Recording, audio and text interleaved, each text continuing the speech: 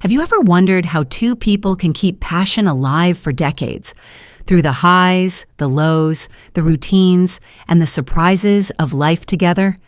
Today, I want to share with you the remarkable story of Julian and Estella, a couple who have been together for more than 40 years.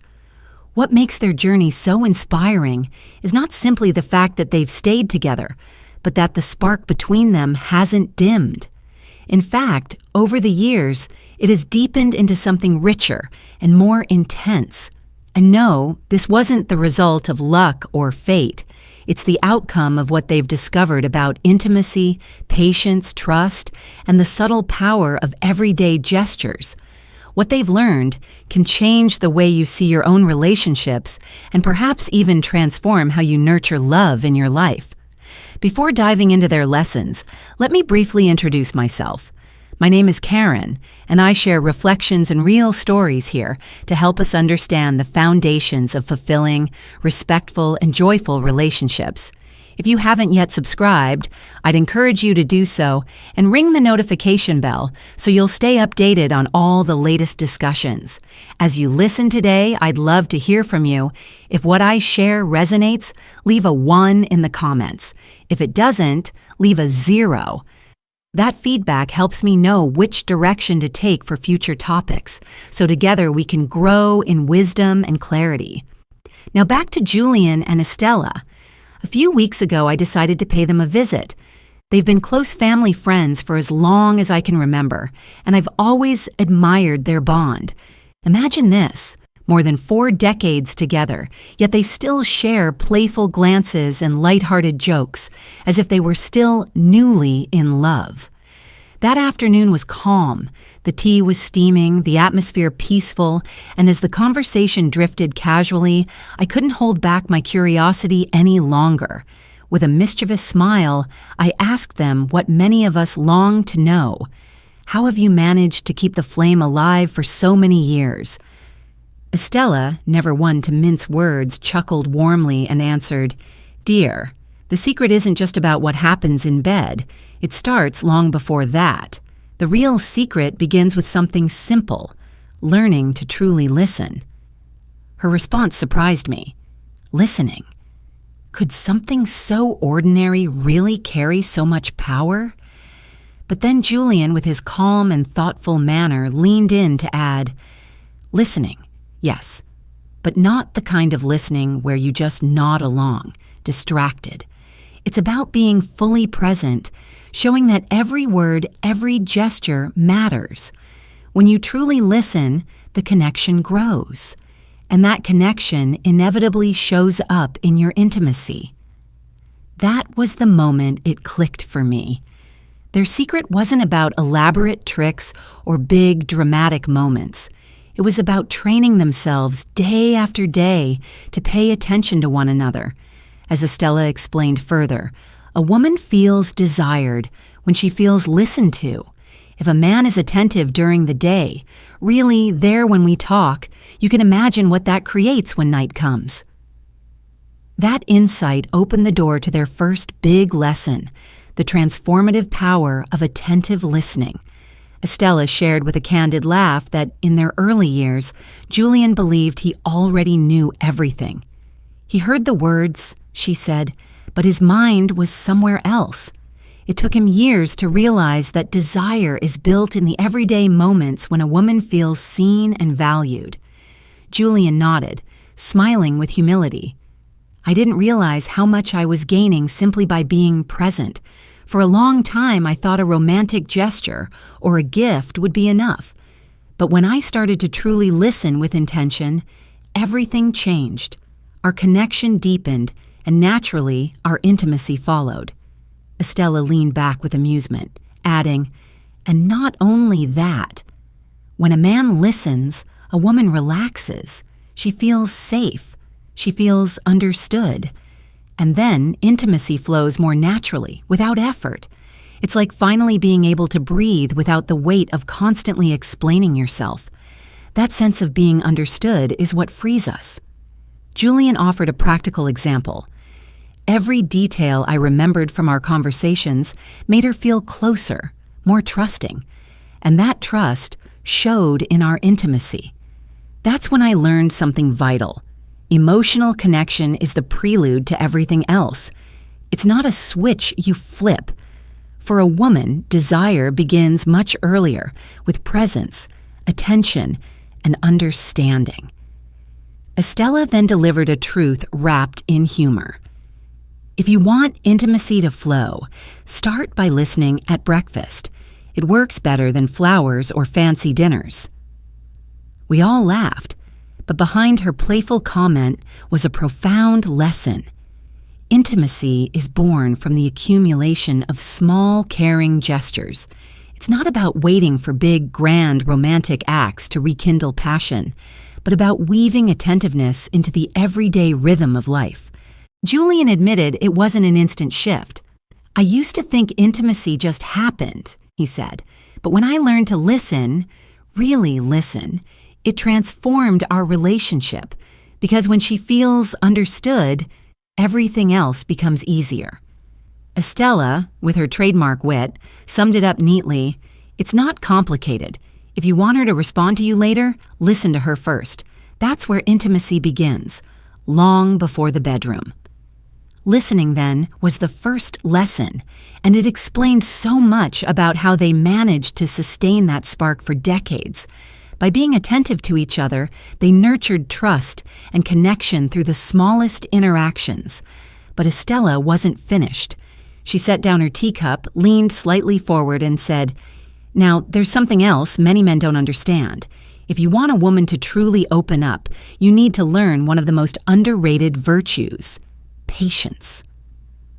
The word hung in the air. Patience. Not just in the grand challenges of life, but in the smallest of moments. Estella explained, "When we were younger, Julian was impatient. He wanted everything to happen quickly, with intensity right from the start. But over time, he learned that there's no need to rush. Patience allows a woman to feel comfortable, connected, and safe, and that changes everything." She gave me an example from their early years. At first, our intimacy was all urgency, all speed. We thought passion meant going fast, but as the years passed, we realized that nothing is more powerful than taking your time, not just physically, but emotionally. Desire needs time to bloom. Julian agreed. "I used to think being spontaneous and fast was exciting, but when I learned to slow down, to be patient, everything shifted. I realized intimacy isn't about racing to the finish. It's about enjoying the journey." This lesson struck me deeply. We're often told passion should be immediate, fiery, and unstoppable. But Julian and Estella revealed the opposite truth. Real connection requires patience. It's about respecting your partner's rhythm, creating space where they feel safe and valued. And ironically, by slowing down, the intensity grows stronger, not weaker. Estella described how this change transformed her own experience. "When he stopped rushing, I felt more relaxed. There was no pressure. I could enjoy the moment step by step, and of course, that relaxation made our intimacy infinitely more enjoyable." Julian added with a knowing smile, "At first, I thought slowing down would bore her, but it was the opposite. She relaxed, and everything became more natural. That's when I understood. Patience isn't waiting. It's enjoying every step along the way." Their words revealed that patience is really about presence and attention. It's not about delaying, it's about savoring. Julian offered another practical example. "Before, I'd always focus on the result, on what was coming next. But when I shifted my attention to each gesture, like stroking her hair or kissing her slowly, everything became more meaningful. There was no rush, no final goal, just us, enjoying each other." Estella, in her humorous way, concluded, "When a man takes his time, he becomes a master." For us, the real pleasure is in the details, in the pauses that might look insignificant, but change everything. And she was right. Their lesson wasn't confined to intimacy, it applied to the whole relationship. Julian explained, when I became more patient in everyday life, in conversations and challenges, that same patience carried over into our intimacy. No more rushing, just presence, enjoyment, and connection. Estella shared that even she once struggled with urgency. I used to feel like I couldn't fully relax, like something was always pushing me. But when Julian slowed down, it gave me permission to slow down too, to breathe, to enjoy, and that changed everything. Her words reminded me how much our culture glorifies speed, quick results, immediate gratification. But Julian and Estella's wisdom showed that when you stop rushing, when you let things unfold naturally, that's when true intimacy emerges. Estella concluded with her usual warmth. So, dear, if you want to keep the spark alive, it's not always about doing more. Sometimes it's about doing less. Let things unfold. Patience is what makes intimacy richer, deeper, and more lasting. Julian's calm voice added the final touch. When you stop rushing to the destination and start enjoying the journey, the whole relationship becomes more fulfilling. That afternoon, I realized something profound. Their love had endured not because of luck, but because they practiced small, intentional habits every day. Listening with attention, embracing patience, creating space where intimacy could bloom naturally. And that was only the beginning of what they had to teach. The conversation with Julian and Estella flowed on effortlessly, and I began to notice something remarkable. Their wisdom wasn't presented as grand theories or abstract advice. It came through stories, reflections, and laughter. Each of their insights felt grounded in the everyday, in the little things couples often overlook. After they had shared the importance of listening and patience, Estella leaned back in her chair with that mischievous sparkle in her eyes, the one that always seemed to signal a revelation.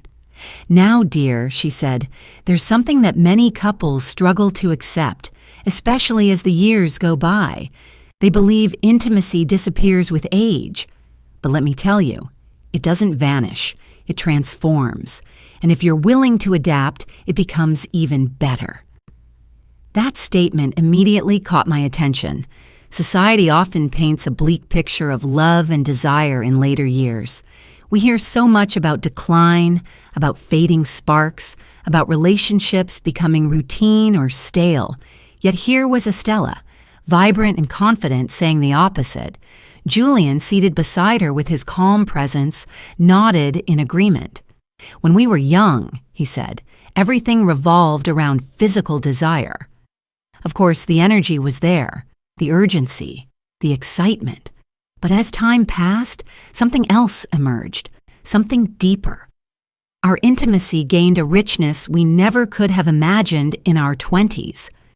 Estella explained how, when they both crossed into their 50s, she initially felt a twinge of fear. I worried, she confessed, that maybe we were losing that spark. Our intimate life didn't have the same frequency, the same urgency. But then, after talking it through, we realized that what we were gaining was far more valuable than what we thought we were losing. Our moments together had become more meaningful. Each gesture carried weight. Each look carried a history only we shared. It was here that she revealed another profound lesson. Intimacy and maturity is not about quantity, it is about quality. When we were younger, she said with a small laugh, we measured passion in numbers. How often, how long, how intense. But as the years went on, that stopped being the point. Desire didn't disappear. It deepened.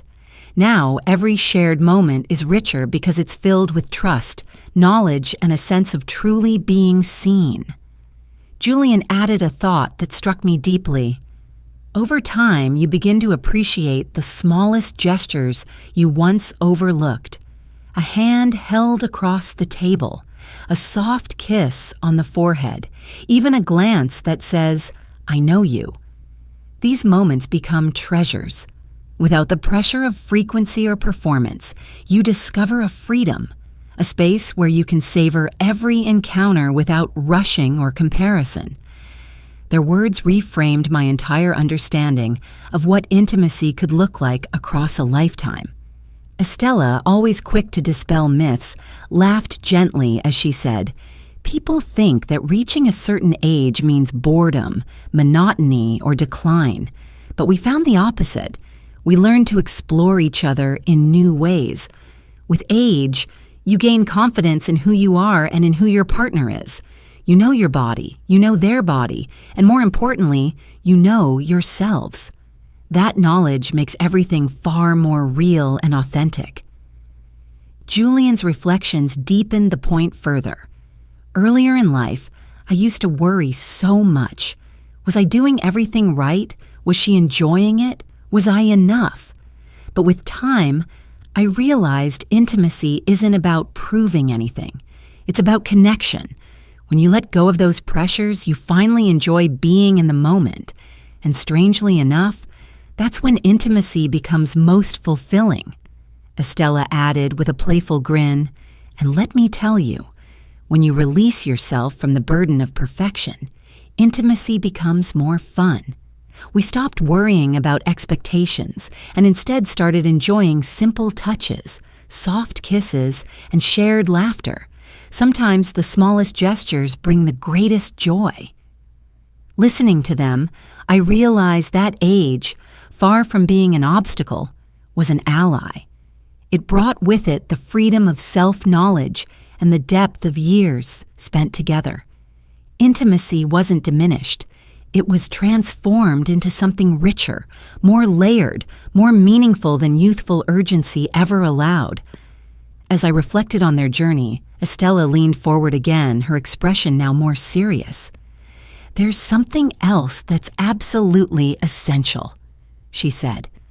"If a woman doesn't feel safe with you, truly safe both physically and emotionally, then intimacy will never flourish." Julian nodded quietly, as though replaying years of lessons in his mind. Trust had not come to them instantly, but they had worked to build it over time. Estella explained, "For us women, safety isn't just about protection from harm. It's about emotional security. We need to feel we can be ourselves, without masks, without fear of judgment. When that's present, when we know our partner accepts us completely, that's when intimacy takes on an entirely new level." Julian recalled how he had once misunderstood this. "I thought being affectionate or supportive was enough, but there were times Estella seemed distant, as if holding back. I didn't understand why. Then, one evening, she explained it. She needed to know she could express anything, her desires, her vulnerabilities, without fear of judgment. That's when I realized how crucial emotional safety is." Estella added, her eyes glimmering with honesty. "When I feel safe enough to share what I truly want, without worrying about shocking him or being misunderstood, that's when everything changes. Without trust, women hold back. With it, we let go, and that's when intimacy really becomes magical." I couldn't help but think about how many relationships might stumble because partners don't fully understand this truth. Emotional trust isn't just a nice addition, it's the very foundation. Without it, intimacy will always feel limited, restrained by invisible barriers. Julian, in his calm way, captured it perfectly. When she feels I accept her exactly as she is, with her hopes, her fears, her quirks, that's when she relaxes, and when she relaxes, everything else flows naturally. Estella confessed that even she had held back in their early years. Not because I didn't love him, but because I was afraid he wouldn't understand. Many women feel this. We silence ourselves to avoid discomfort or confusion. But once we began speaking freely without fear, our relationship transformed. That honesty gave us freedom. Julian added, "The moment I stopped worrying about being perfect, about always knowing the right response, was the moment things improved. True intimacy isn't about meeting some imaginary standard. It's about creating a space where you can both be yourselves, without fear, without judgment. Estella summarized the lesson simply. If you want real intimacy, make sure your partner knows she can tell you anything without fear of criticism. That's when she'll surprise you in ways you never imagined. Trust, then, was the next cornerstone of their lasting bond. And just as with listening and patience, it wasn't a grand revelation, but a practice, a habit of acceptance, openness, and reassurance, day after day.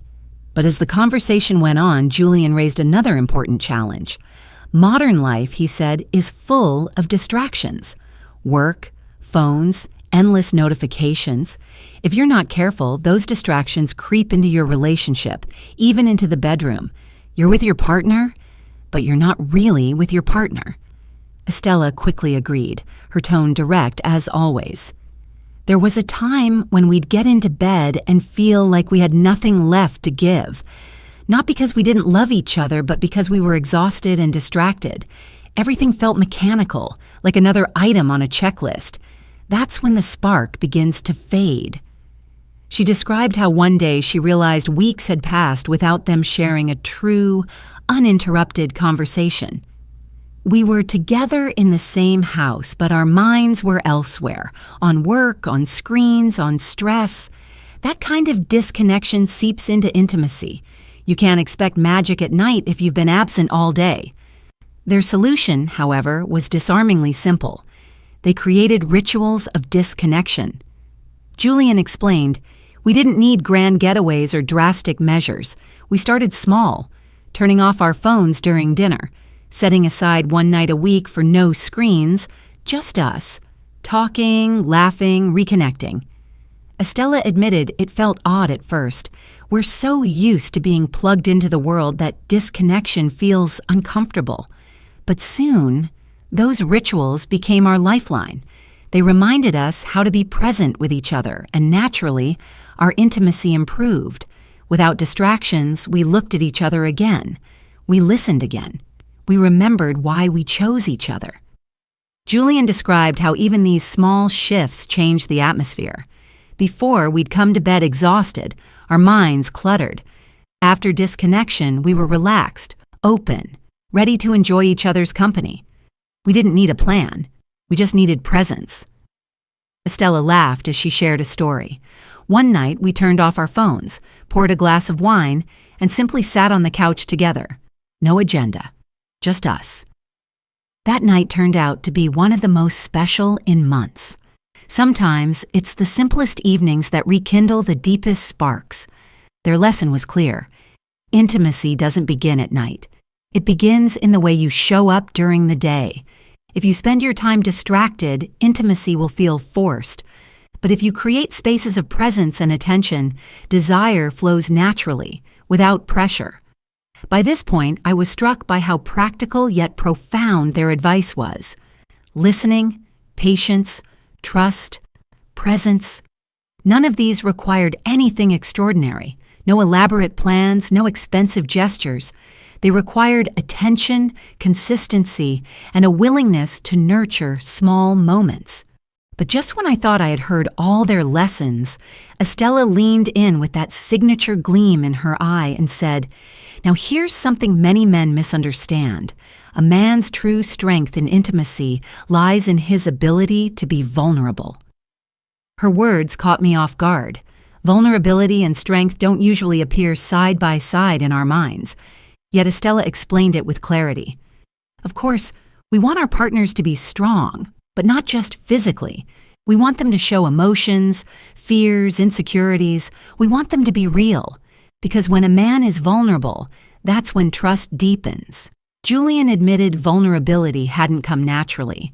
I grew up believing a man had to be strong, unshakable, always in control. But over time, I realized the opposite. There's nothing more powerful in intimacy than showing yourself honestly, without masks. The moment I allowed myself to share my fears with Estella, our bond grew deeper. Estella added with a smile. And when he does that, it makes me feel closer to him. It makes me want to care for him, to support him. Intimacy isn't just about being desired. It's about feeling like you're sharing every part of yourself, openly and freely. Their words painted vulnerability not as weakness, but as a bridge to connection. By allowing themselves to be open, to express insecurities without fear, they created a space where both could be authentic. That authenticity, in turn, made intimacy more meaningful, more fulfilling, and far more enjoyable. Julian reflected, "When I stopped trying to be perfect, intimacy became natural. I wasn't worried about performance or doing everything right. I was simply present, enjoying the moment, and that changed everything." Estella summarized it in her signature style. The deepest intimacy isn't just in the bodies, it's in the hearts. When both of you open up without fear, that's when you really discover what it means to be together. The evening with Julian and Estella was drawing to a close, yet the conversation felt like it could have gone on for hours. The air carried a warmth that only comes when wisdom is shared with honesty and affection. I realized that what I had received from them wasn't just advice about intimacy, but a philosophy of love itself. Practical, grounded, and deeply human. They had spoken of listening, of patience, of safety and trust, of the courage to be vulnerable, and of the necessity of disconnecting from the distractions of modern life. But as Estella leaned forward one last time, her eyes full of the same mischievous glint that had punctuated so many of her revelations, she promised me that everything we had discussed could be distilled into one essential truth. "Celia," she said, her voice soft but firm, "in the end, true connection in bed is nothing more than a reflection of how you treat each other outside of it." Julian, who had been quietly listening, nodded in agreement. "It's true. The way you nurture your relationship throughout the day, the gestures, the kindnesses, the little details, that's what creates intimacy at night. Desire doesn't appear from thin air. It's cultivated in the daily moments." His calm tone gave the impression that he was not simply offering advice, but describing a truth he had lived and relearned thousands of times across decades with Estella. Estella smiled and gave an example so simple, yet so profound, that I immediately understood what she meant. It's not about grand gestures once a month, not about expensive dinners or dramatic surprises. It's about how you show up in the ordinary rhythm of life. Do you remember how she likes her coffee? Do you pause to touch her arm as you walk past? Do you plant a gentle kiss on her cheek before leaving the house? Those are the things that build true desire. They're the silent language of love. Her words resonated deeply. So often we are taught to equate romance with extravagance. We chase big displays of affection, forgetting that the foundation of intimacy is laid in ordinary moments. Julian echoed this thought, his voice steady and assured. The most meaningful intimacy doesn't happen out of nowhere. It's built across the entire day. From the time you wake up until you close your eyes at night, every smile, every word, every small act of care is laying the groundwork. So by the time night comes, there's already a current of connection flowing between you. Estella laughed softly and leaned in as though sharing a secret. And when you've been feeling that connection all day long, you don't have to force anything later. A simple touch becomes electric. A glance becomes loaded with meaning. Desire arrives naturally, like it was waiting all along. As I listened, I thought about how different this was from the usual advice about relationships. Here, the emphasis wasn't on what to do at the climactic moments of intimacy, but on how to live every moment of the day. Intimacy wasn't a performance or an isolated act. It was a natural extension of kindness, attentiveness, and respect woven into daily life. Estella shared another personal example that brought this lesson to life. Julian and I have a ritual. Every day, without fail, we kiss each other goodbye when one of us leaves the house. It may seem small, maybe even silly to others, but that simple act reminds us of our bond. And when night comes, there's no need to rekindle anything, because the fire was never allowed to go out. Julian added, "These daily rituals are like threads. They may seem fragile on their own, but together they weave a fabric strong enough to hold us through any season. When she feels loved, seen, and appreciated all day long, intimacy isn't something we have to work at. It's something that happens naturally." I sat in silence for a moment, letting their words sink in. I realized then that intimacy, at its core, is not about techniques or strategies. It is about presence, about the accumulation of small acts of care. True intimacy is not a separate chapter of life. It is the story itself, written day by day. Estella, with her usual playful flair, couldn't resist one last observation. And of course, when those daily details are there, the physical part becomes much more fun. A kiss doesn't feel routine. It feels alive. A touch isn't casual. It's charged with meaning. That's the magic of tending to the little things. They transform the ordinary into something extraordinary. Julian, with his calm wisdom, offered a sentence that seemed to close the circle of everything they had shared. When we treat each other with kindness and attention throughout the day, night becomes the time when all of that love finds its expression. And the best part is, there's no pressure. It just flows. Their message was clear. True intimacy is built not in rare dramatic acts, but in the humble gestures we sometimes overlook. A kind word, a shared laugh, a patient ear, a tender touch. These are the seeds from which lasting passion grows. As I prepared to leave, I found myself reflecting on everything I had learned from them. They had not given me a secret formula or a set of rigid instructions. Instead, they had shown me a way of living love, listening with intention, practicing patience, offering safety and trust, daring to be vulnerable, disconnecting from distractions, and most importantly, cherishing the everyday details. It was not complicated, but it required consistency, humility, and care. Estella, noticing the thoughtful look on my face, smiled warmly. "You see, dear, intimacy isn't about doing a lot all at once. It's about doing a little each day. When you nurture your relationship in the small moments, when you choose to be present and attentive, everything else takes care of itself. That's how the spark lasts, not for a year or two, but for a lifetime." I realized then that what Julian and Estella had shared was not only about intimacy between partners, it was about the art of relationship itself. To listen, to be patient, to create safety, to embrace vulnerability, to disconnect from the noise, and to nurture the small details. These are not just practices for romance. They are practices for life. They teach us how to love deeply, how to connect authentically, and how to live in a way that honors the people we share our lives with.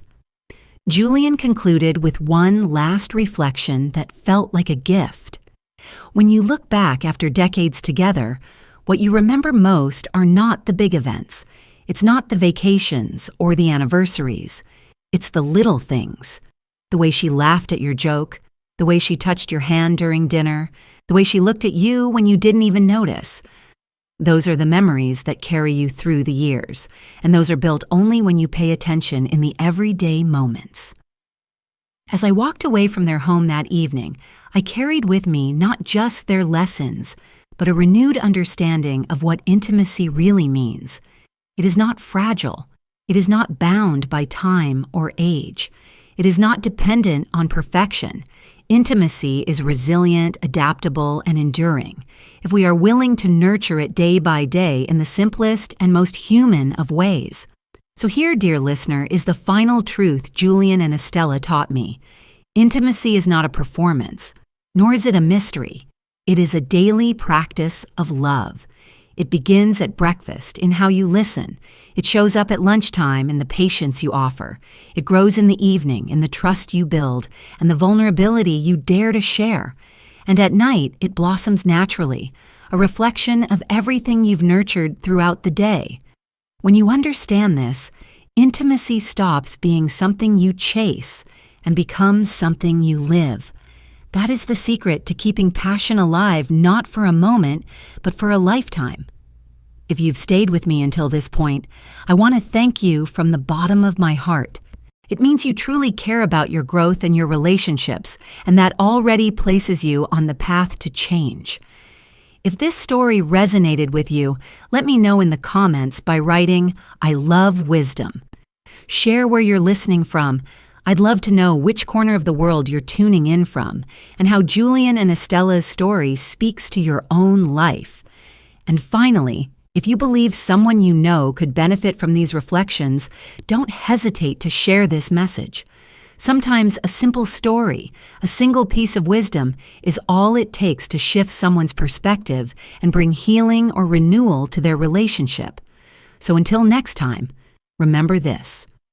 Every small gesture you make today, every kind word, every patient pause, every attentive glance, creates the love you will enjoy tomorrow.